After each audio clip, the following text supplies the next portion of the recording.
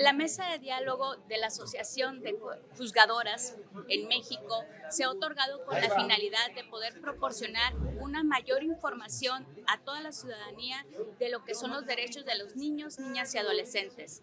Y esperamos que con eso se pueda ir difundiendo de manera continua todo esto a toda la sociedad. El tema de los infantes, bueno, hemos tenido casos muy interesantes en donde pues tratamos de buscar siempre el interés superior de los menores.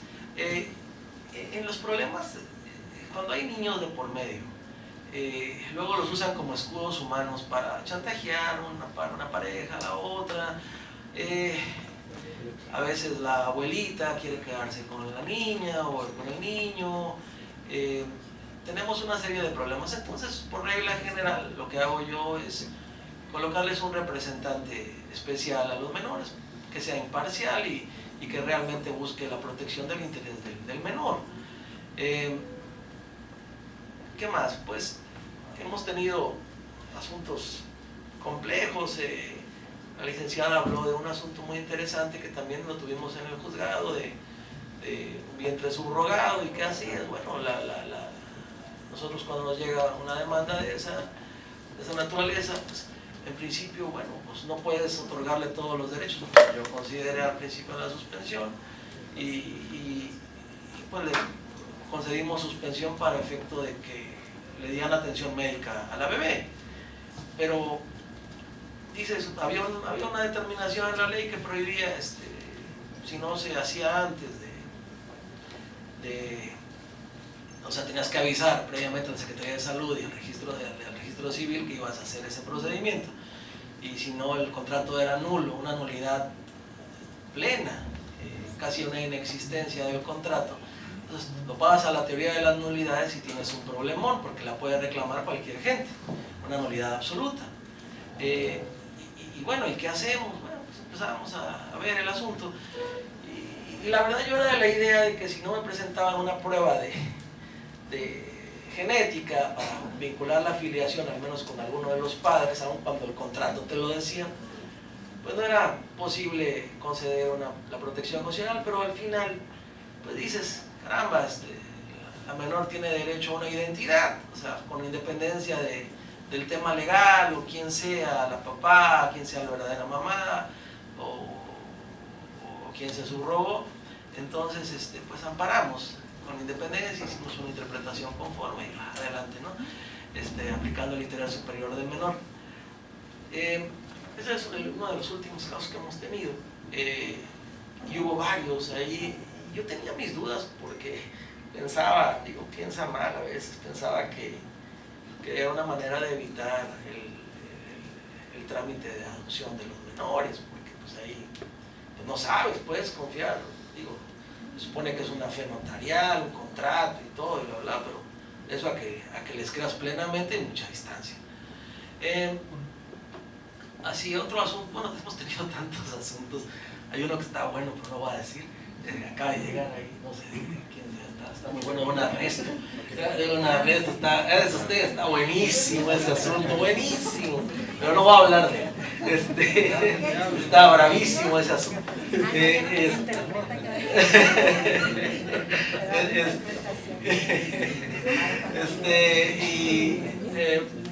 Ese vale la pena, ese está bonito, pero no, mejor no. Sí, no, ¿para qué quieren? No, nos arde Troya.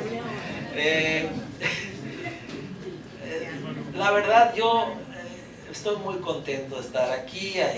No sé si en el tiempo alguien quiera preguntar algo rapidísimo o sigo sobre lo que hemos platicado rapidísimo antes de que se me acabe el tiempo, o continúo con algún otro caso práctico que hemos tenido. Por decirlo, alguna ocasión, cuando recién empezaba el movimiento de juzgar con el interés superior del menor, la policía encontró a un niño, un menor, jugando en un parque, y llegó la policía y pum, lo levantó. Está solito atrás y se lo llevó al orfanato ahí con las monjas. primero al DIF y luego al orfanato. Ya llegó la mamá, venía al amparo, un caso urgente, me secuestraron, me detuvieron al niño, me lo quitaron, y bien brava la mamá. Bueno, la señora tenía algunas situaciones complicadas en su forma de vida, y la tenían las monjas. Entonces, pues la verdad lo que hicimos fue, pues ¿qué hacemos? ¿Le creemos? ¿Le secuestraron al niño? O de plano el parte informativo de la policía dice la verdad en cuanto a que pues, le encontraron solito y lo llevaron a las instancias. Ella decía lo contrario, se lo habían quitado por cuestiones de narcomenudeo, ¿no? Al final de cuentas mandé a un secretario antes de, inclusive con la suspensión ya decretada, pero no sabíamos, mandar un secretario a que entrevistara a la niña. Acabamos yendo al orfanato en muchas ocasiones y vimos casos estremecedores realmente ahí en el orfanato, ¿no? O sea, no tienes que irte muy lejos para ver cosas increíbles, ¿no? Y bueno, a final de cuentas, después de un estudio importante, el DIF se movieron todos, hubo una medida de alguna de las juezas familiares y respetamos la medida de la compañera jueza, una vez que la instancia correspondiente asumió pues la custodia del menor y una de las compañeras especialistas tomó cartas en el asunto, ¿no? Del bullying escolar, de verdad, desconozco, tengo 2 hijas, pero no hemos tenido asuntos de bullying, por lo menos yo no he tenido, pero vale la pena escuchar eso, es más un tema importante, más ahorita con las redes sociales, ¿no? Pues, ¿qué les diré? A mí me tiene con mucho pendiente, insisto, el tema de la educación, qué es lo que van a poder ver, qué es lo que no. Hay que verlo en Estados Unidos, hay un conflicto entre demócratas y republicanos, entre sí y no. ¿Qué les enseñan? ¿Qué no les enseñan?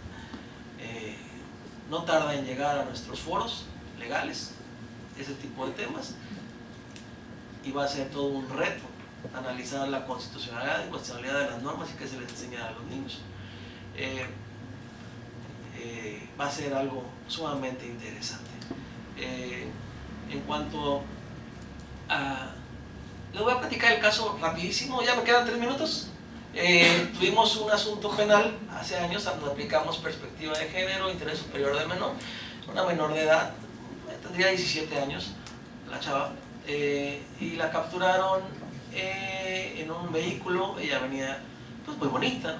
La chava venía bonita, venía arregladita, pero venía con su novio sicario y los amigos del novio sicario, ¿no? Entonces pues todos venían con sus pecheras, armas largas, y bueno, pues la capturaron al vehículo y pues ella también iba por portación de armas de fuego, ¿no? En el tribunal de menores, porque pues ella era menor de edad.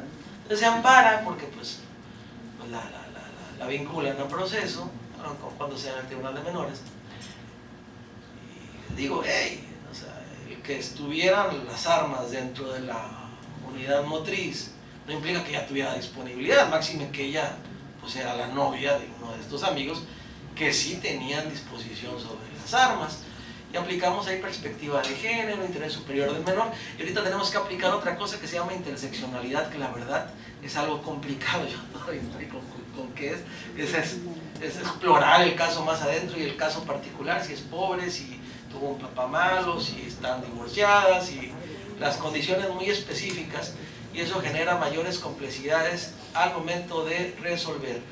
Es un placer. La verdad, yo quiero escuchar a las compañeras, me quisiera poner por allá para escucharlas. Un placer. Un placer.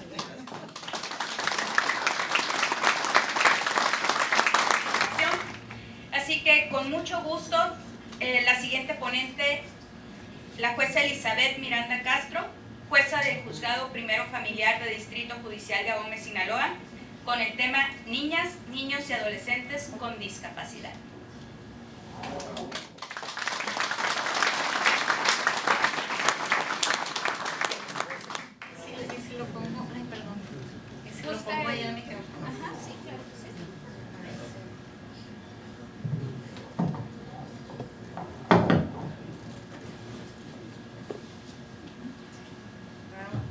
que me digan si se escucha, ¿sí, verdad?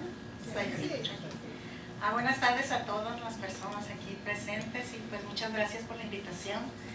Aquí es un honor compartir esta mesa de diálogo y para cumplir con el protocolo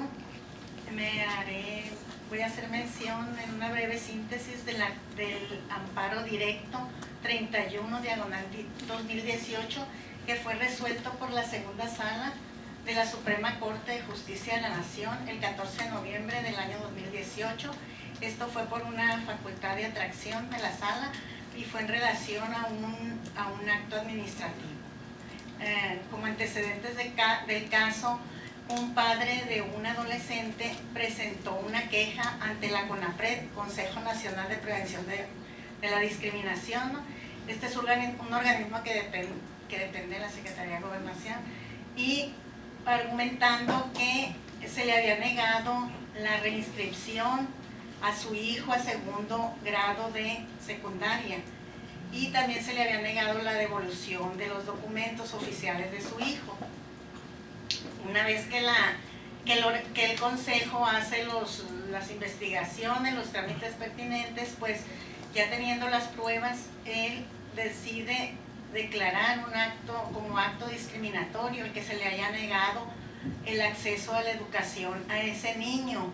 ¿Por qué se le negó? Porque el niño padecía de un trastorno por déficit de atención con hiperactividad. Entonces, se documentó, pidió informes al colegio, el consejo, y al colegio le dice, sí, pero no fue por esa razón, le dice, fue porque el niño es muy inquieto, porque el niño no pone atención, porque el niño llega tarde, porque el niño no cumple con sus tareas, y aquí están todos los reportes del maestro de matemáticas, y pues ya aún así con todo ese tipo de documentación, pues el Consejo decide declarar pues como un acto discriminatorio y impone medidas administrativas al colegio y medidas reparatorias. Dentro de las medidas administrativas que impone es que se sujeten el personal, tanto administrativo como docente, a unos cursos, ¿no?, donde reciban sobre cuestiones de discriminación, y también ordena a que se hagan publicaciones en el colegio donde se diga que no a los actos de discriminación. Ordena al apoderado legal o representante legal del colegio que se encargue de hacer eso, y también ordena que se va a hacer una publicación en la página web de CONAPRED, donde se va a publicar esa resolución. También les da 30 días para que cumplan con las medidas a partir del día siguiente en que sean notificados. Dentro de las medidas reparatorias, ordena al apoderado legal o representante legal de la institución educativa que le dé al niño una disculpa por escrito por los actos de discriminación de que fue objeto. También ordena una compensación reparatoria por el daño material y económico que sufrió esa familia al tener que cambiar al niño del colegio y pues los gastos que originó ese cambio. Y también le ordena a los padres de familia que el niño reciba una terapia para que pueda él encontrarse ya mejor emocionalmente. También aquí el CONAPRED del Consejo tenía unos documentales que le envió la psicóloga, donde dice que sí, pues que el niño ya estaba documentado, que el niño tenía ese trastorno, y lo había documentado desde años antes de que se presentara esa queja. ¿Por qué? Porque también antes de inscribirlo, el padre ya había probado con diagnósticos de un doctor y de un psicólogo que el niño padecía ese trastorno. Aún así fue aceptado en la institución, ¿no? Entonces, de hecho, el niño ni siquiera alcanzó a terminar, a culminar el ciclo escolar de primer año, y ya no lo aceptaron en el segundo. Entonces sí fue un daño pues que sufrió este niño. Entonces, ¿cuáles fueron los derechos violados aquí en este asunto? Se vulneró como derechos violados los derechos humanos a la igualdad y no discriminación, al derecho a la educación y a la afectación del interés superior de ese niño. Posteriormente, no conforme con esta resolución, la institución educativa promueve un recurso de revisión. La presidenta del Consejo de CONAPRED resolvió y confirmó lo resuelto por el Consejo. Dijo que sí, que había quedado debidamente documentado y que los ajustes razonables que según había hecho el colegio, porque el colegio quiso documentar y decir, hey, es que yo hice ajustes razonables, yo cité a los papás para informarles la conducta del niño, y yo los invité a que recibieran terapia, el papá se portó agresivo, entonces por lo tanto puede ser que las conductas que esté ejerciendo este niño sean producto de esa violencia que ejerce el padre. Y sobre lo negó que la negación a esa reinscripción había sido por ese trastorno por hiperactividad. Bueno, entonces aquí al asunto, no conforme con esto, pues se va a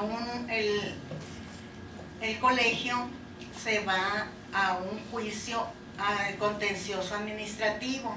Cuando llega al tribunal administrativo, el tribunal administrativo decide declara nulo todas las actuaciones que hizo CONAPRED y dice que no, que porque no quedó justificado que ese niño había sido rechazado en la escuela por ese trastorno, ¿no?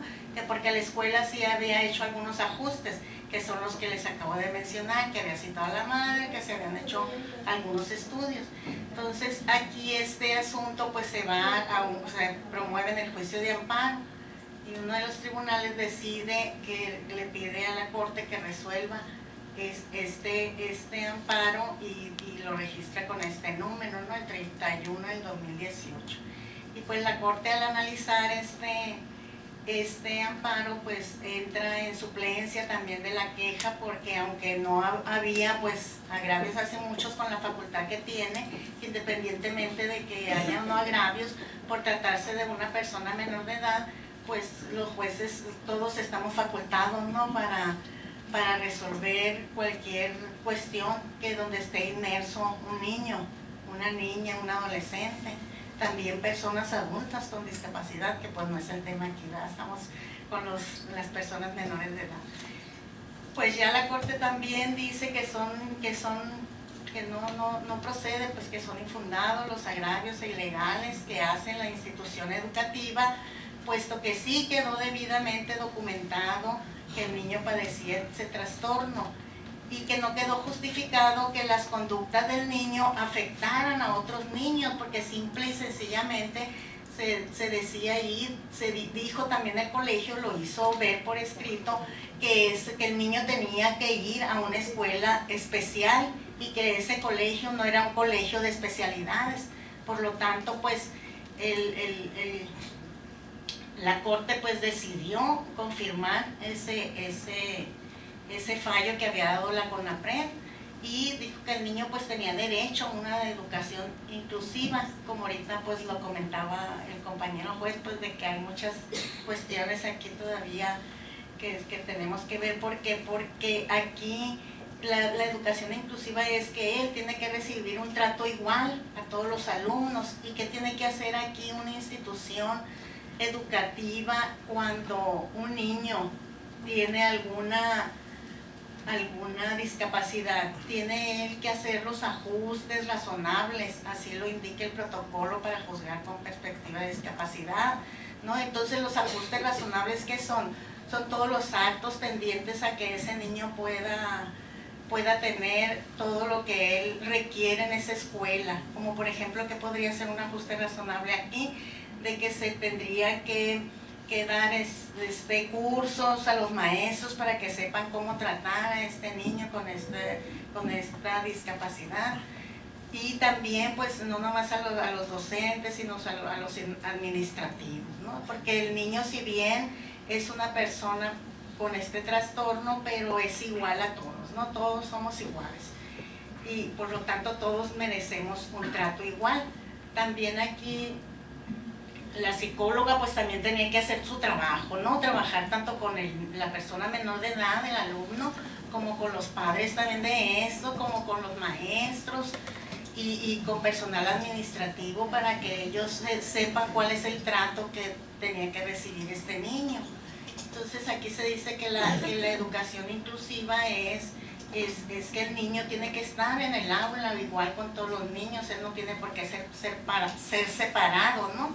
Porque allí sí habría una distinción, total, sí lo estaríamos distinguiendo. Entonces aquí por el derecho de igualdad que tienen todos los niños, niñas y adolescentes, pues el niño tenía que estar igual, nada más que los maestros pues ya tendrían ahí que ver cómo tratar pues a esta persona menor de edad con esa discapacidad para que no hubiera un trato discriminado.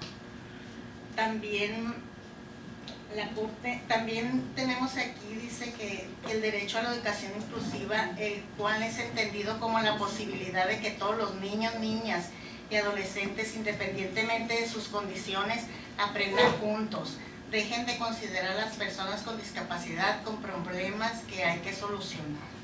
La educación inclusiva puede ser considerada como principal medio para que las personas con discapacidad salgan de la pobreza y obtengan los recursos para participar plenamente en sus comunidades y protegerse de la explotación. También es el principal medio para lograr sociedades inclusivas, tratar a todos los alumnos por igual.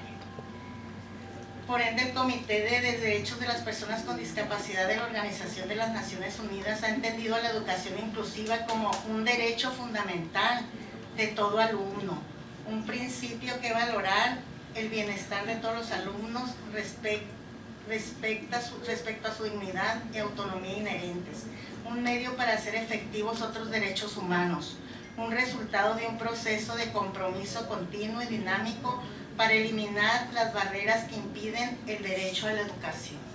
En cuanto a los ajustes razonables, pues no son todos los ajustes razonables, no son todos para igual, ¿no? Cada quien va a recibir, depende de la discapacidad que tenga el niño, la niña o el adolescente. En ese sentido, pues la Corte pues amparó y protegió a este niño, entonces ordena al tribunal que entre al estudio de todos los demás, que sostenga lo que dice CONAPRED y que entre al estudio de los demás agravios que no fueron estudiados, porque él así de entrada dijo que se anulaba todo. Aquí tenemos que valorar también siempre pues el interés superior pues de todos los niños, niñas y adolescentes.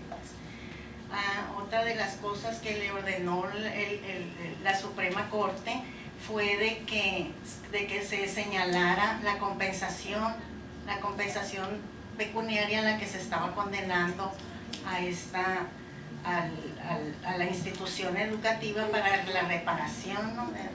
del daño que había sufrido esta familia por no haberle aceptado la reinscripción del niño. También aquí la Corte pues hizo una sentencia en lectura fácil al niño, como ya nos están exigiendo, ¿no? Para las personas con discapacidad tenemos nosotros como juzgadores, hacer una sentencia en lectura fácil que sea entendida por la persona con discapacidad.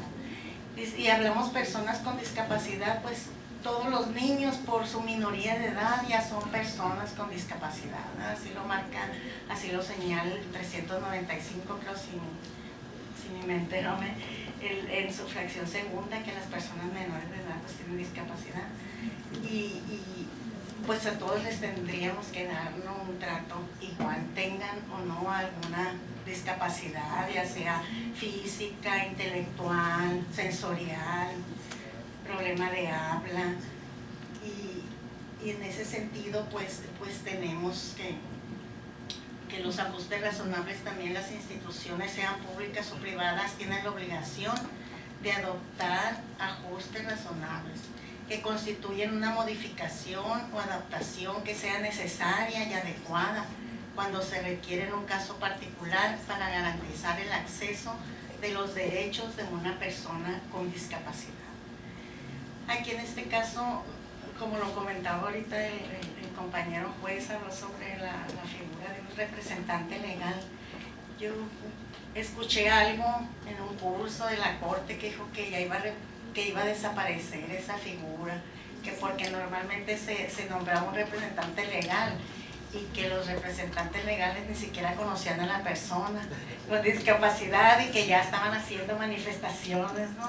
Entonces aquí pues yo creo que sí es importante ver también eso. En este caso pues no se da, ¿no? Pues porque fue una queja administrativa, y de esa queja administrativa derivó este amparo en revisión. En resumen, eso es lo que yo extraje de ese amparo. Entonces culmino, me pidieron que hiciera mención sobre algún caso que hay en el juzgado, pues en cuanto a personas con discapacidad, pues hay un 70%, si estamos hablando de una discapacidad general, pues en un 70% están involucrados niños, niñas y adolescentes, ¿no? En un juzgado familiar.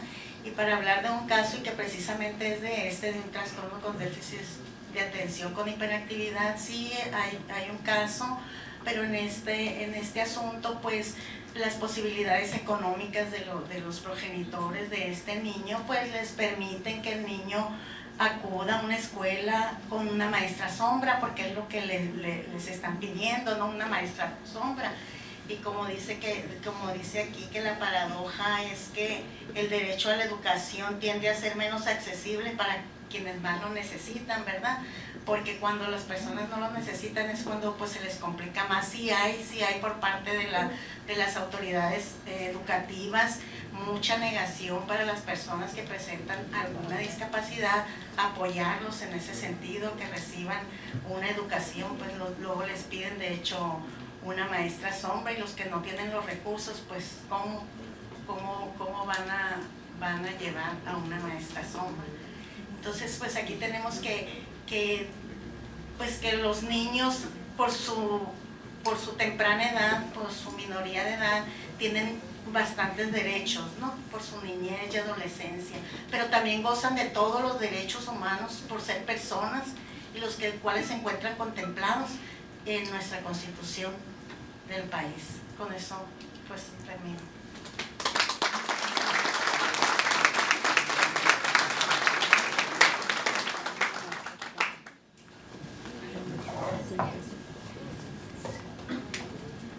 Muchísimas gracias, señora jueza. Es un tema, el juez hace un momento nos hablaba de la interseccionalidad, que es uno de los puntos en donde se empiezan, es como si fuéramos haciendo una dificultad de otra dificultad. Es un niño que ya por ende nos dice es una persona con discapacidad, es una persona con discapacidad además, o sea, porque tiene algún trastorno. Y además, nuestro tercero sería el problema económico. Y ahí tendríamos que analizar tres cosas distintas. Y en los supuestos, como el caso que nos expone la señora jueza, en donde sí se puede pagar una maestra sombra, resulta que después tenemos asuntos en los que los colegios no aceptan que esté una maestra sombra. Entonces es una problemática, y es ahí donde entraba el juez hace un momento, ese tema de la interseccionalidad, en el que tenemos muchos temas que analizar en uno solo. Pasemos ahora a la siguiente expositora, Silvia Cecilia González Valdés, jueza del Juzgado Segundo Familiar de Distrito Judicial con sede en esta ciudad. Celia. ¿Le puede echar la culpa a alguien? Muy buenas tardes. Primero que nada, pues agradezco a la Asociación Mexicana ACE por la invitación que nos han hecho a mi compañera y a mí, representando dignamente al Poder Judicial. Hablar de discapacidad, pues yo creo que no es algo menor. He elegido un tema porque en realidad, así que diga yo, un tema donde nos tengamos que enfrentar así ahorita con todos los paradigmas nuevos que se están aplicando y que se derivan también de los compromisos internacionales que el Estado mexicano ha adoptado, Pues propiamente solamente ahorita en la actualidad tengo uno, pero decidí comentar este amparo que resolvió también la segunda sala, que es el 166 de 2019, porque al final quiero aterrizar con el tema que nosotros estamos tratando ahí en el juzgado, para que vean ustedes todas las vicisitudes que tiene que pasar una persona que tiene alguna diversidad funcional para hacer efectivos sus derechos. Entonces, de parte de la sociedad yo creo que hay mucho por hacer, porque hay mucha insensibilidad, partiendo principalmente de la manera en que nos referimos a las personas que pues tienen alguna diversidad funcional. Me refiero diversidad, así como diversidad funcional a las personas con discapacidad, porque la Corte así lo ha diferenciado. Propiamente una persona que tiene alguna complicación en su organismo, en alguna cuestión física que le impide su sano desarrollo, cómo desplazarse ante la sociedad, pues la Corte así lo ha definido, ¿no? Porque dice la Corte también en alguna de sus reflexiones que la capacidad reside en nosotros como sociedad, porque ponemos muchas barreras para que las personas con alguna diversidad funcional pueda ejercer sus derechos. Entonces el tema a tratar es más que nada de un niño que padece del síndrome de Prader-Willi. Yo tampoco sabía que era eso, ¿no? Yo lo investigué. Ese síndrome es genético, afecta a los niños en la masa muscular, en la cuestión ósea, en cuanto a su crecimiento, en cuanto a sus genitales, no pueden saciar con nada el hambre, se les representa a temprana edad, por obvias razones, el diabetes. Entonces es una complicación muy seria la que presenta un niño que tiene este síndrome. Entonces, este niño es originario de Morelia, es un caso de allá, donde pues gozaba del servicio de guarderías a través del Instituto Mexicano del Seguro Social, a través de una guardería subrogada. Entonces, de acuerdo al artículo 206, creo, de la Ley del Seguro Social, ahí establece un parámetro donde dice que los niños de los 43 días a los 4 años pues pueden gozar de ese beneficio. Ya después de ahí pues tienen que ellos ingresar a preescolar, porque también creo que la Ley General de Educación así lo establece.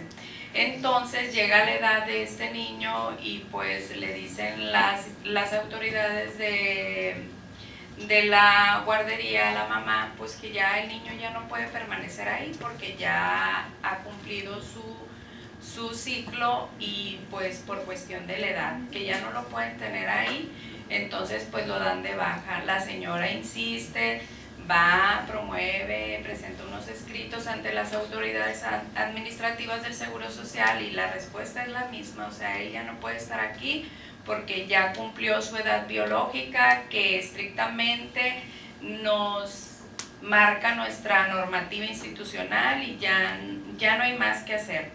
Entonces la mamá pues no estuvo conforme, comparece ante un juez de distrito, promueve un amparo. Entonces dice el juez federal que es inconstitucional esa disposición de la Ley del Seguro Social, el artículo 206, porque pues está discriminando a ese niño y aparte por ahí el juez federal encontró dentro del expediente que había una valoración que había realizado un médico donde decía que la edad biológica o la edad cronológica del niño tenía un desfase de 9 meses por la edad ósea que él presentaba, o sea, tenía un retraso en el crecimiento y que esos 9 meses que tenía de desfase los podía cumplir dentro de la guardería, más o menos para empatar con la edad cronológica que dicha disposición establecía.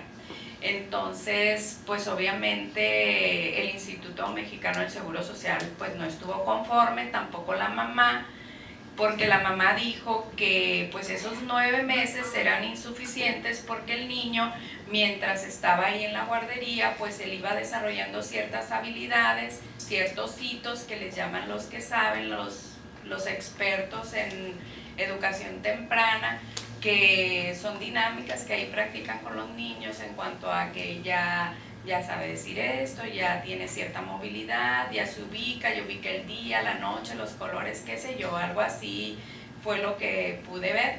Entonces, pues promueven la revisión del amparo porque pues estuvieron inconformes tanto la mamá como el Seguro Social. El Seguro Social dijo que pues que estaba inconforme porque pues estaba diciendo que era inconstitucional la disposición. Entonces se va a la revisión y como se estaba solicitando la inconstitucionalidad de ese precepto legal, pues el colegiado dijo, me reservo la jurisdicción y que resuelva la Suprema Corte y vamos a ver qué dice. Entonces, como les decía en un principio, pues ya existen muchos paradigmas que nos cuesta trabajo porque pues no tenemos un traje a la medida para decir la metodología, bueno, es que este niño pues es igual a otros y voy a aplicar el mismo método. No, porque es dependiendo la casuística. La discapacidad tiene muchos matices. La discapacidad de este niño es diferente a la del otro, a la del vecino. O sea, la discapacidad es diferente siempre. Entonces también tienen complicaciones distintas todos los tipos de discapacidad. Entonces la Suprema Corte, cuando ya estuvo analizando el caso, advirtió ciertos detalles, donde donde la Corte dice de manera muy puntual, o sea, ¿por qué valoraste un dictamen médico? ¿Y por qué estás aplicando, dice, un modelo médico rehabilitador? Porque antes así se le llamaba, ahora con los nuevos, pues con las nuevas directrices que nos ha dado también la Suprema Corte, pues nosotros ya hemos aprendido a diferenciar qué es un modelo médico y qué es un modelo social en tratándose de personas con pues diversidad funcional. Entonces, aquí el punto que tomó la Suprema Corte para ordenar la modificación de los efectos del amparo fue que el juez federal tomó como referente ese dictamen médico sin advertir el modelo social que tenía que ver con analizar el contexto donde se desenvolvía el niño, las características propias de él, la evolución que podía tener él en cuanto a la educación temprana que se le estaba brindando en la guardería. Entonces, pues fue una pugna total de que al final la Corte dijo, o sea, sí, voy a modificar los efectos del amparo, pero necesito que hagan una valoración integral de las habilidades y desarrollo del niño, pues ya no tanto como estrictamente lo establece el artículo, pues de que debes de permanecer en la guardería pues hasta los 4 años, o sea, lo dejó abierto para que se hiciera una valoración integral a través del modelo social. El modelo social es más que nada ver el contexto en el que la persona se desenvuelve para saber qué barreras nosotros como sociedad le estamos imponiendo, qué es lo que estamos haciendo nosotros para que esa persona con discapacidad no pueda desenvolverse, no pueda esta persona pues ser tratada como tal, porque también ahí hacen tantas reflexiones en el sentido de que pues las instituciones muy fácil se quieren lavar las manos porque dicen es que no hacemos ajustes razonables, como le decía la licenciada Elizabeth, porque no hay presupuesto, porque no tengo los medios económicos, pero la Corte Interamericana ha establecido que no es justificación para el Estado que ha suscrito ese tratado internacional o tantos, porque México ha adoptado a diestra y siniestra tratados internacionales, aunque a veces ni sabemos que existen. Entonces, dice la Corte que no es motivo de justificación decir que no hay un presupuesto. Entonces hay políticas públicas que el Estado mexicano tiene que adoptar para que todos los ajustes razonables se lleven a cabo. Desde el momento en que nosotros como ciudadanos no sabemos dirigirnos a una persona que se encuentra en esa categoría, desde ahí estamos mal. La Corte se ha preocupado tanto que incluso hay una guía de lenguaje incluyente y no sexista, donde nos va indicando cuándo y cómo debemos referirnos a una persona que se encuentra en situación de vulnerabilidad. Porque dice también ahí en esa guía que somos muy dados a decir, es que esta persona es vulnerable. ¿Por qué tienes que decir que es vulnerable? Si esa característica no es inherente a su existencia, es la situación de la vulnerabilidad en la que esta persona vive. No es porque lo traiga adherido, tampoco podemos decir, es que esta persona es pobre. No, vive en situación de pobreza, que es muy diferente. Ustedes, por ejemplo, hagan una reflexión, yo los invito a eso. Cuando ven a una persona que tiene debilidad visual, ¿cómo se refieren a ella? A una persona que tiene discapacidad auditiva, ¿cómo se refieren a ella? Entonces nosotros también como sociedad tenemos que ir eliminando todas esas barreras. Eso es el modelo social. No nos debemos de enfocar simplemente que es necesario a veces, tampoco lo vamos a excluir. Nosotros tenemos que ponderar en tratándose de las personas que tienen algún tipo de discapacidad, nos tenemos que enfocar preponderantemente al modelo social. Entonces, con base en todos esos parámetros, la Corte resolvió de que sí, efectivamente, se había resuelto de manera discriminatoria en perjuicio de ese niño, porque no se había tomado en cuenta el modelo social que ya ha quedado establecido desde 2014, creo más o menos, que la Corte ha venido imponiendo este tipo de modelos y más en este tipo de temas. Y la discapacidad da para mucho porque pues también ahorita tenemos y nos trae de cabeza ahora lo que se llama reconocimiento de la capacidad jurídica y adjudicación de apoyos, que pues nos ha obligado a dejar, a inaplicar y a aplicar el control difuso de convencionalidad en cuanto al estado de interdicción, porque antes sacábamos a las personas del tráfico jurídico, ya no existía. Tenían que ser siempre a través de sus representantes.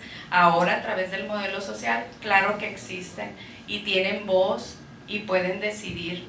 Entonces, pues desde ahorita ya a los niños se les viene protegiendo, porque la antesala de todo esto pues es eso también, cuando lleguen a la mayoría de edad, que se les reconozca su capacidad jurídica. Y es así como yo termino mi intervención. Es Alonso Astorga Castro, con el tema niños, adolescentes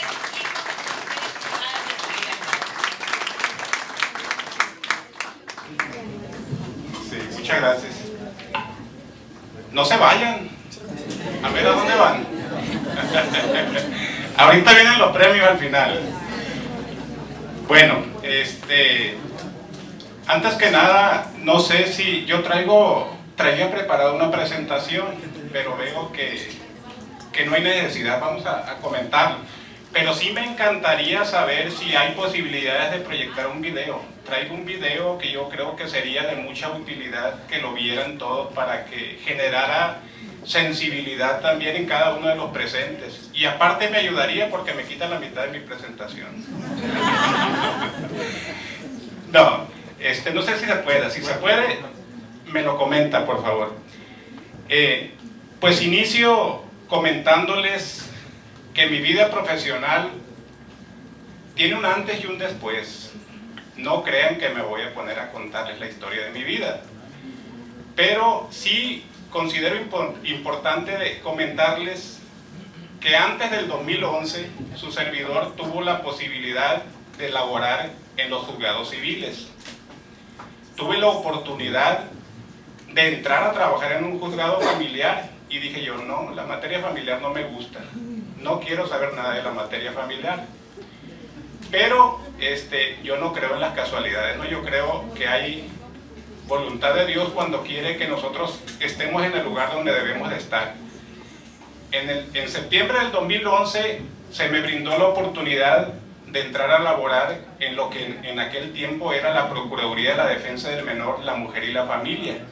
Hoy, a partir del 2015, para acá de octubre del 2015, es la Procuraduría de Protección de Niñas y Adolescentes a raíz de las reformas que hubo.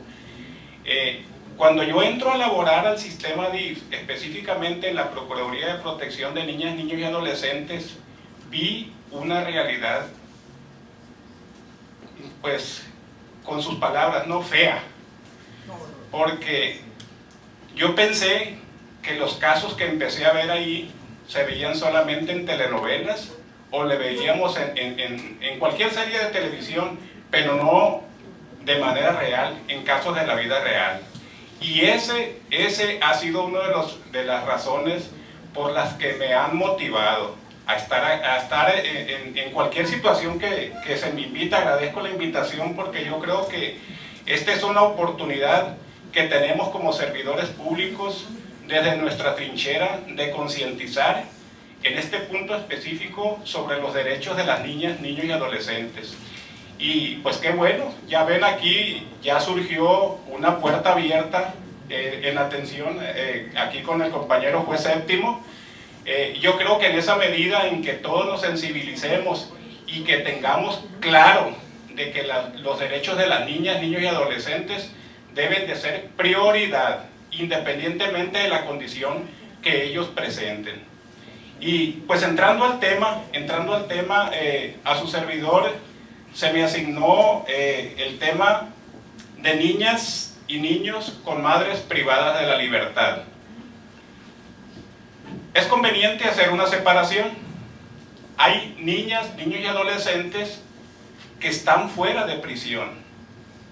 Y hay niñas, niños y adolescentes que nacen en prisión, estando sus madres recluidas y están en esos lugares.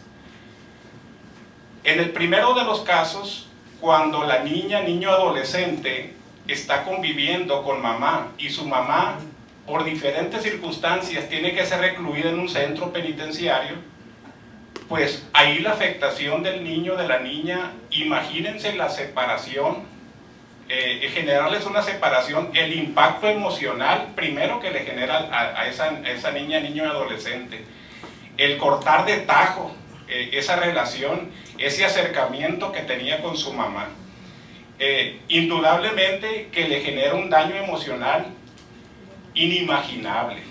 Nosotros lo podemos palpar diariamente con la atención que brindamos a niñas, niños y adolescentes. Están mis compañeras aquí de Procuraduría DIF AOME, de aquí del municipio, que no me dejarán mentir, que cada día para nosotros es una película nueva, en cada atención de niñas, niños y adolescentes. Y eso es el motor que nos impulsa a nosotros a estar dando lata en los juzgados familiares, a estar dando lata en los juzgados de distrito. Yo creo también, no sé si lo llegarán a pensar así, ¿no? Pero por si lo llegan a pensar ahí, que sepan las autoridades que cuando nosotros acudimos ante un tribunal es porque nosotros estamos viendo los rostros de esas niñas, niños y adolescentes que están inmersos en una situación grave, en una situación delicada de vulneración de derechos. Y eso es lo que nos impulsa a nosotros a estar dando esa atención, y en la medida de lo posible buscamos que esa atención pues sea lo más eficaz posible, ¿no? Y entrando al tema, definitivamente el separar a una niña, niño o adolescente de su mamá, hablando específicamente de los que están fuera de prisión, pues orilla a esa niña, niño o adolescente a que asuma a temprana edad roles que no le corresponden. Eso genera que esa niña, niño o adolescente asuma responsabilidades que a su edad no debe de estar llevando a cabo. Y hoy en día las redes sociales son un factor muy importante para que esas niñas, niños y adolescentes también tomen esas decisiones, porque pues desgraciadamente vemos que día con día ha ido un aumento las ofertas que la delincuencia organizada les hace a esas niñas, niños y adolescentes. Y al tener una condición de necesidad, pues son fáciles de ser enganchados para estar en ese medio, ¿no? Y por consecuencia, al estar en ese medio, pues están súper expuestos a perder la vida, a poner en riesgo incluso a sus hermanos también, en la medida en que ellos sigan participando. ¿Qué pasa con un niño que nace en prisión? Dice, los hijos de las personas privadas de la libertad suelen ser las víctimas olvidadas de los procesos legales. No es en el caso de los asuntos que están viendo aquí los compañeros jueces, ¿no? Porque tengo la seguridad de que ellos atienden oportunamente los casos de niñas, niños y adolescentes, ¿no? Así lo voy a creer, y ahorita pues ya me dieron la prueba de que la puerta la abrieron, ¿no? Cuando una madre o un padre va a prisión, sus hijos e hijas se ven fuertemente afectados y rara vez dice aquí, la justicia criminal no toma en cuenta esos efectos, porque pues los ven quizás como un miembro más del centro penitenciario, ¿no? Hay un concepto que se les asigna que es niños invisibles, que pasan invisibles ante las autoridades penitenciarias. Cuando lo correcto, la ley dice que cuando hay presencia de niñas, niños y adolescentes, deben de dar la intervención inmediata a las procuradurías de protección. Sí.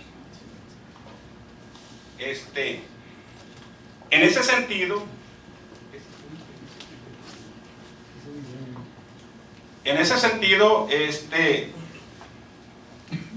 estuve investigando, porque me encanta a mí cuando hay que tratar asuntos de niñas, niños y adolescentes, y cuando me dicen tu tema es pues me dediqué a abordar algunas situaciones y hacer unos estudios, y encontré que a nivel internacional hay una resolución aprobada por la Asamblea General de las Naciones Unidas, que es la resolución número 63/241, que tiene que ver con los derechos del niño, especialmente con niños con madres privadas de la libertad. En esas reglas se hace una exhortación a los estados partes. México es estado parte, y hace unas exhortaciones a los estados partes.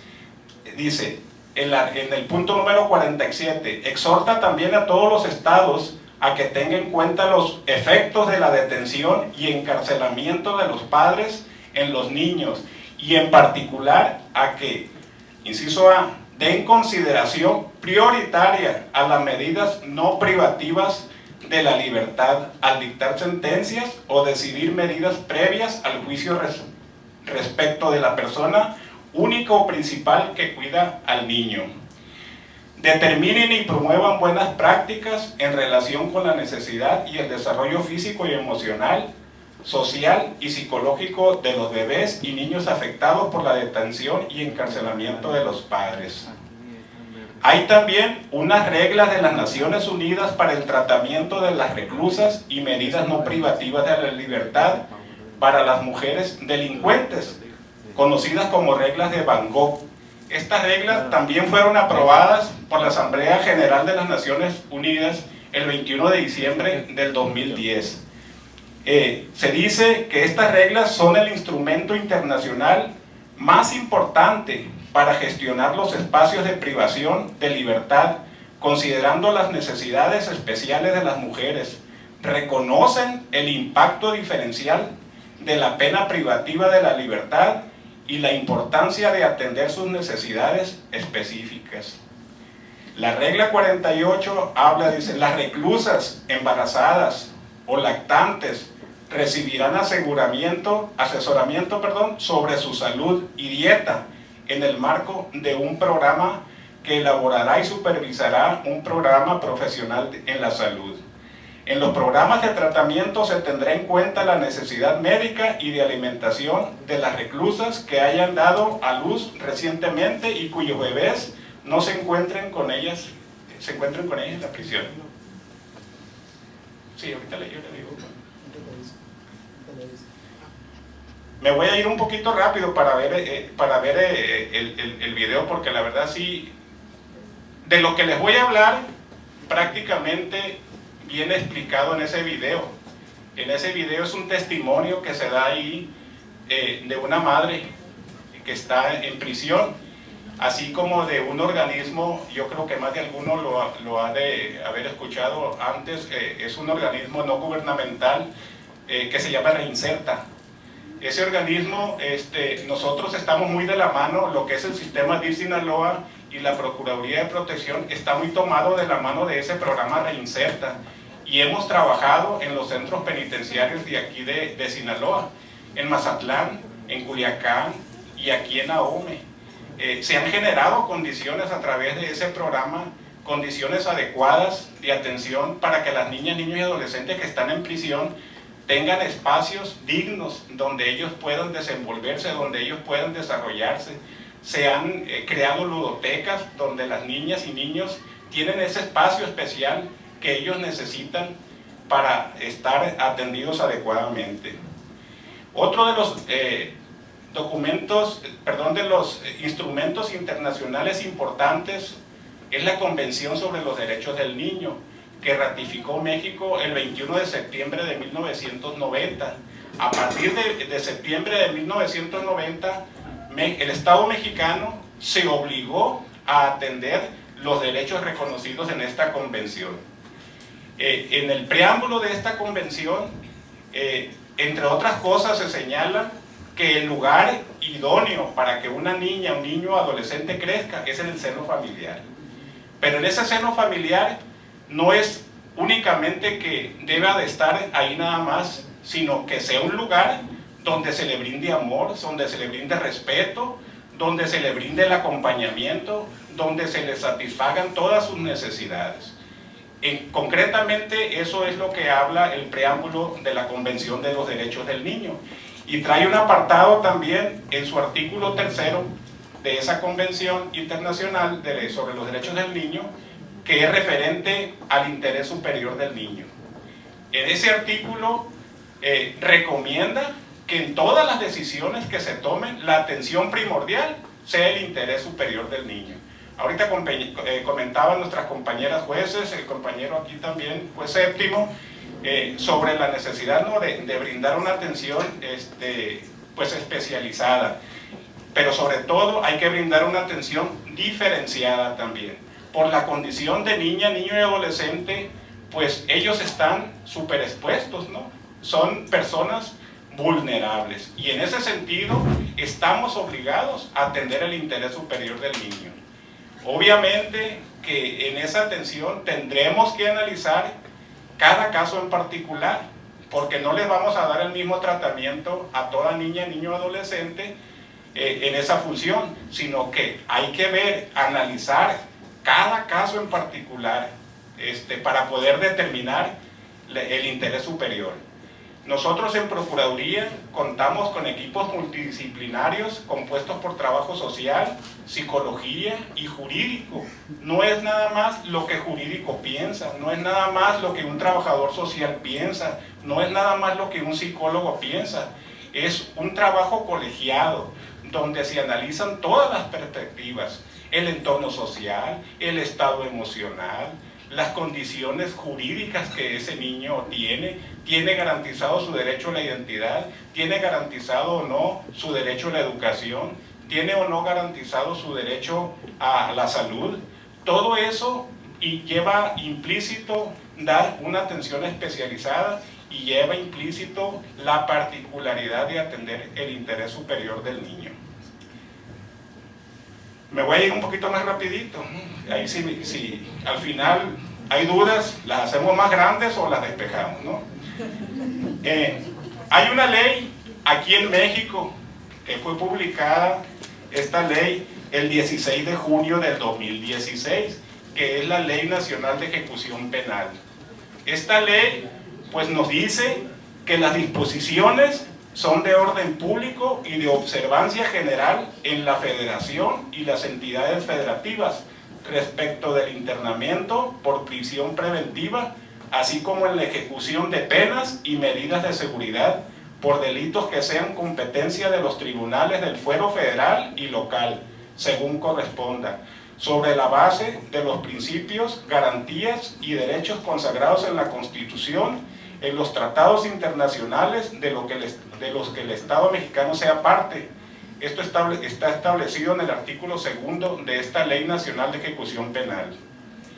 En el artículo 10 dice, además de los derechos establecidos en el artículo anterior, las mujeres privadas de la libertad, aclaro, ¿no? Aquí estos derechos hablan del derecho de la mujer, del derecho de la mamá, pero esto finalmente impacta en el derecho de la niña, niño, adolescente, ¿no?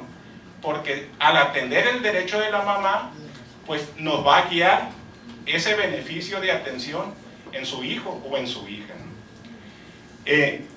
Dice, además de los derechos establecidos en el artículo anterior, las mujeres privadas de la libertad tendrán derecho a conservar, y me voy a ir específicamente a los puntos que hablan en la fracción sexta, dice, conservar la guarda y custodia de su hijo o hija menor de 3 años. Este es un requisito que la Ley de Ejecución Penal contempla, que hasta los 3 años los niños y niñas pueden permanecer en prisión. Después de los 3 años, ese niño o esa niña tiene que salir de prisión, del lugar de donde está su mamá.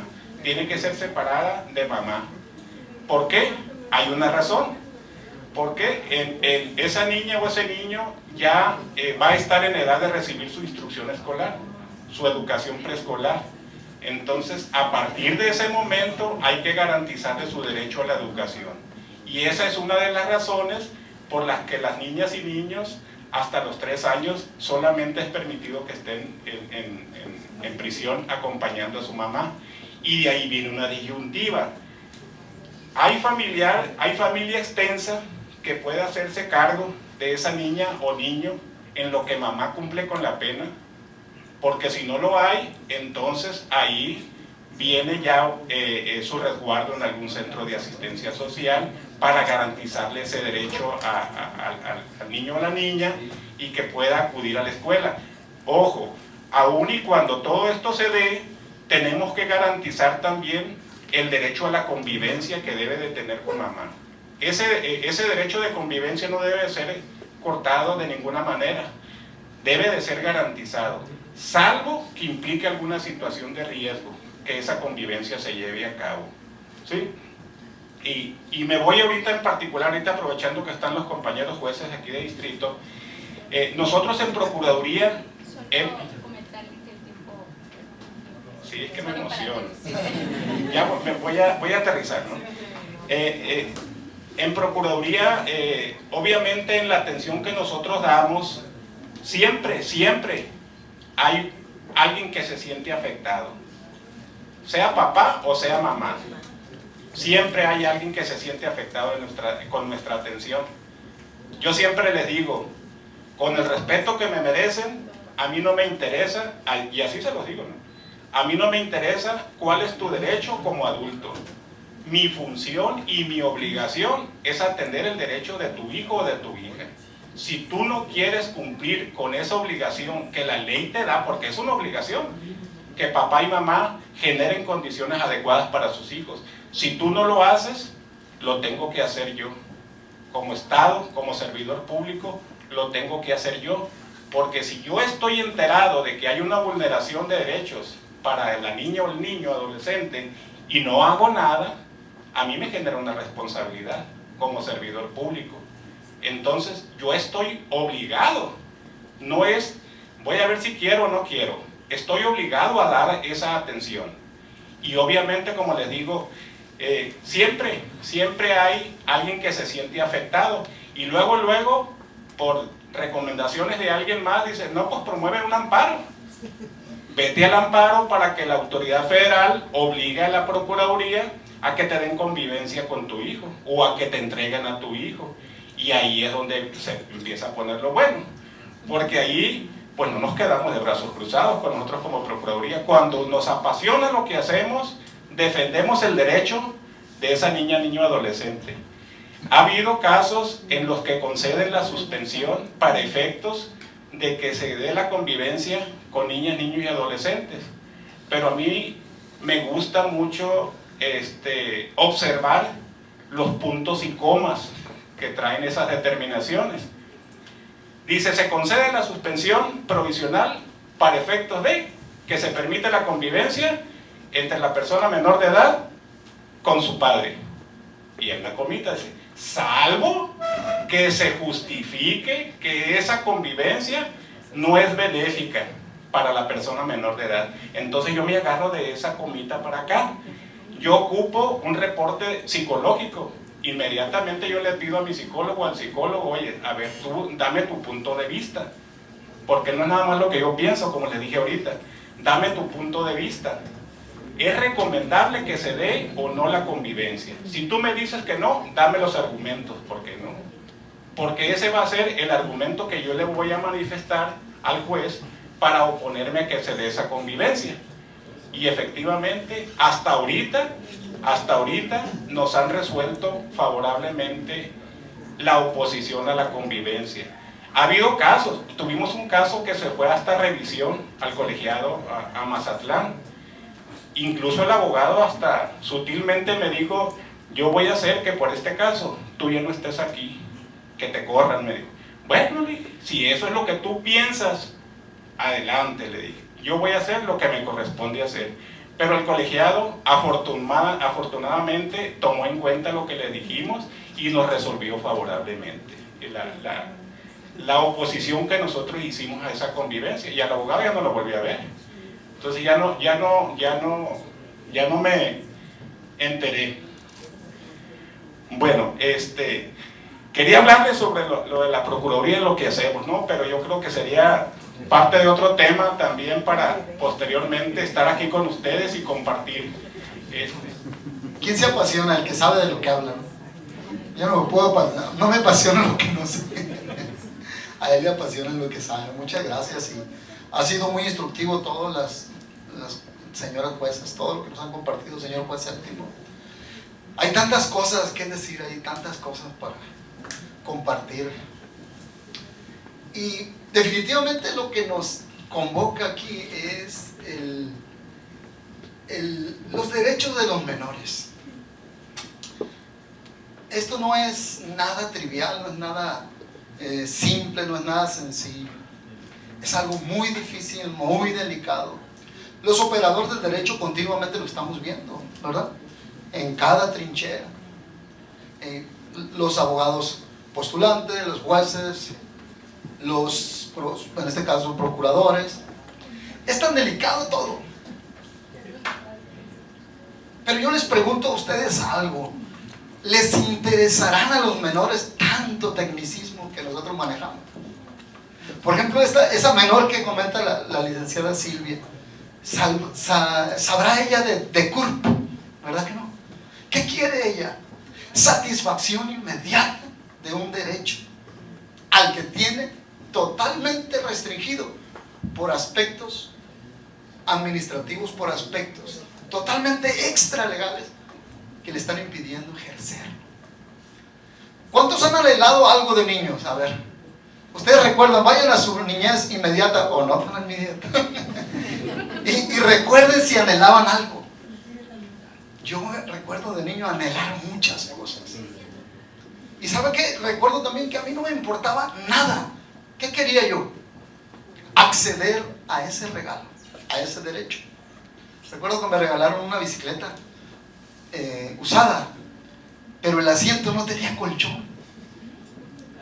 No tenía colchón. Era uno, no se acuerdan aquellos asientos como L, como una L. Era la pura cartera, no tenía colchón. Yo dije, yo quiero subirme a esa bicicleta. Y yo no sé cómo voy a hacer, pero me voy a subir a esa bicicleta. Dijo mi papá, ahí está la bicicleta, muchacho. Papá no tiene colchón en el asiento. Pues llévalo a ver, busca. Para mi fortuna había un tapicero cerca de mi casa, lo llevé. Le entregué la bicicletita 9 de la mañana y me dijo, ven a la 1. Antes de la 1 de la tarde había ido yo como 27 veces a ver si estaba listo mi bicicleta. Entonces el tapicero me miraba y me miraba y me miraba. En una de esas de hastío me dijo, a ver, ven para acá, me dijo. ¿Qué tiene tu bicicleta? No tiene no tiene colchón el asiento. Aventó todo el tapicero, me arregló mi bicicleta y me fui bien feliz. A mí no me importó si había bicicletas que arreglar antes, si había cosas que hacer antes. Yo quería acceder a ese derecho de pasearme en mi bicicleta. Nos falta como operadores del derecho ser sensibles a ese anhelo de la niñez, anhelo totalmente válido. Él decía algo trascendente e interesante: sensibilizar. Creo que ese video que vamos a ver nos va a sensibilizar. Como operadores del derecho, compañeros, me da mucho gusto a mí que estén los jóvenes. ¿Cuántos jóvenes estudiantes de derecho hay aquí? Se fueron un montón. Yo le decía a mi jefa, déjame de primero a mí para que no se me vaya la gente. Y ella no me escuchó. Bueno, sí me escuchó, pero no me hizo caso. Yo le decía para que vaya increciendo la cosa, o sea, entre más y lo más, para que termine con los jueces. Bueno, ella hizo como que me escuchó, pero ya tenía su programa. Es bien triste la realidad. Es bien triste la realidad de la niñez en esta nación. Estuve haciendo estudios de lo que es el Fondo Nacional, el Fondo de las Naciones Unidas para la Infancia, que es la UNICEF. Es la que se encarga de estudiar la situación de los menores, de ver en qué condición se encuentra la niñez en el mundo entero. Y créame que el panorama es muy, pero muy triste. Muy triste. Ese estudio muy reciente, él marcaba avances tangibles en años muy inmediatos. Avances como alimentación, avances como vacunación, avances de muchos sentidos. Pero también ponía de relieve muchas carencias aún todavía. Por ejemplo, regiones emblemáticas de atraso como el África subsahariana, ¿no? Las regiones de África. Cómo están muriendo día a día niños. Yo estuve en días pasados viendo la situación de Sudán del Sur. No sé si han visto que hay una guerra civil cruenta ahorita. Y nosotros vemos pasar de lejos todo eso, lo vemos pasar de muy lejos. Decimos pues hasta África. Pues allá se andan peleando siempre. Es desgarrador ver la situación que está pasando en el mundo entero con los niños. No sé si en sus medios existan niños en condiciones paupérrimas. Lo que sí estoy seguro, que más de uno, entre ellos yo, somos indolentes. Somos totalmente apáticos a la situación, de la niñez. Mire, yo miré este estudio, hay mucho que decir, pero ya creo que el tiempo ya no va a dar mucho. Y yo miraba el panorama internacional, pero ¿sabe qué? En sede interna voy a usar el término, en esta nación, creo que están las condiciones de los niños de las más tristes de nuestro continente. UNICEF México se dio a la tarea de estudiar la situación de los niños y encontraron de los principales hallazgos, fíjese, temas emblemáticos, trascendentes como la pobreza. En el tema de pobreza, le doy datos duros, tristes. La pobreza afecta a más de la mitad de niños y niñas y adolescentes en este país. Más de la mitad. ¿Qué va a pasar? ¿Qué va a suceder con esos niños, con esas niñas y con esos adolescentes? Mire, todavía peor.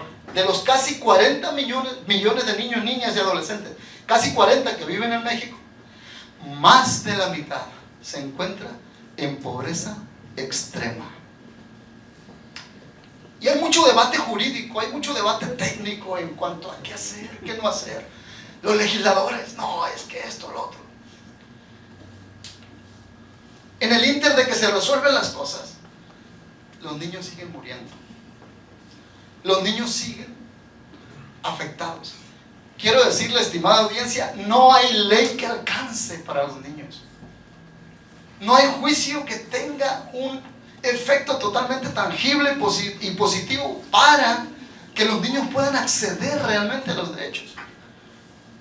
Si se revisa una sentencia de un juez familiar, siempre va a encontrarse algo que falta, ¿sí o no? Las señoras juezas familiares no se esfuerzan y vamos a hacer esto y mira, va al juzgado federal, faltó tal cosa. Les da risa, cierto, ¿verdad? Sí. Va al colegiado, no le alcanzó la jueza familiar. No hay ley que alcance ahorita. ¿Qué dice? ¿Cuál es el comentario generalizado? Puros plebes, ¿sí o no? Puro chamaco. Yo nunca había tenido, fíjese, yo nunca había visto un grupo armado que no fuera policía tan grande en lo ilegal. Miré un grupo armado muy fuerte pasar, aquí estoy yo, así como ustedes van, y luego tomándome video a mí, ¿no? Imagínense, tremendo. ¿Y sabe qué? Vi con tristeza que eran el 99% eran jovencitos que no podían ni el rifle.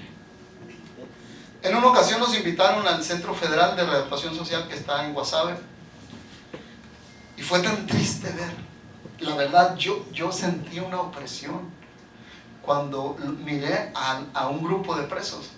Los visten de un solo color y cierto peinado, y decía el director de la prisión, el promedio de edad no rebasa los 25 años. No rebasa los 25 años. Es tan triste, es tan fuerte lo que estamos comentando. Y UNICEF, pues, casi condenó a México, ¿no? Usted sabe que México es multiprocesado, ¿no? Multiprocesado y multisentenciado ante los organismos internacionales, ¿no? En temas de derechos humanos y cuestiones así. Quiero comentarles que realmente mi intención, más allá de un análisis técnico, hay tantos tratados internacionales y sé que la mayoría los conocen, están muy de moda, hay muchas jurisprudencias. Eso usted y yo podemos leerlo en la intimidad de nuestro despacho, ¿no? O de nuestra escuela. Pero es necesario que usted y yo sensibilicemos nuestro corazón en relación con lo que realmente está pasando en las calles. Y no cerrar nuestros ojos y no apartar la mirada de esas condiciones de pobreza, de inseguridad, de desnutrición, de obesidad que están aconteciendo hoy. A más de uno de ustedes tiene un vecino en esas condiciones, ¿sí o no?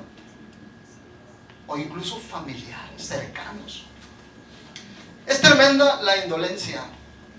¿Y sabe cuál es lo más triste? Es tremenda la apatía del aparato gubernamental. Eso es lo más triste. Hablaba la señora jueza segunda de esa aseguradora, ¿no? ¿Cuánto tiempo ha pasado para que esa pobre criatura acceda a un derecho que constitucionalmente lo tiene reconocido? Un año. Desde nuestros legisladores hay apatía, compañeros. El señor juez séptimo hablaba de ese asunto de maternidad subrogada.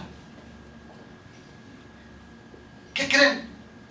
Legisladores haciendo leyes contrarias a la Constitución. Legisladores aprobando leyes que se apartan totalmente del espíritu de nuestra norma fundamental, trastocando principios fundamentales de la niñez en este caso. Es lo que nos ocupa ahorita. Hay tantas cosas.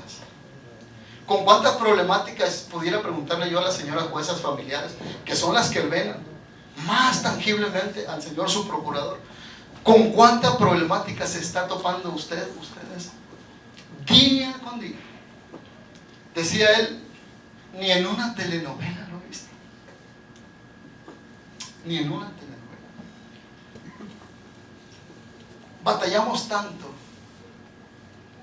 para ejercer el derecho, para promover, para resolver. Batallamos mucho para resolver desprovistos de tantos tecnicismos, ¿no es cierto? Y se nos dice en la Suprema Corte, oye, no resuelvas así, hombre. Mira, apártate poquito de esta técnica, pero resuelve, pero otorga al menor. Creo yo que es dramática la situación. Y si no se hace algo pronto, cada día va a ser más difícil, más difícil. Voy a cerrar porque ya me están haciendo señas. Y voy a citar a Gabriela Mistral. ¿Cuántos conocían a Gabriela Mistral? Poeta y premio Nobel chilena. Fíjese la frase que acuñó esta dama. Dice: muchas de las cosas que nosotros necesitamos pueden esperar. Los niños no pueden. Ahora es el momento. Sus huesos están en formación, su sangre también lo está, y sus sentidos se están desarrollando. Nosotros no podemos contestarle mañana. Su nombre es hoy.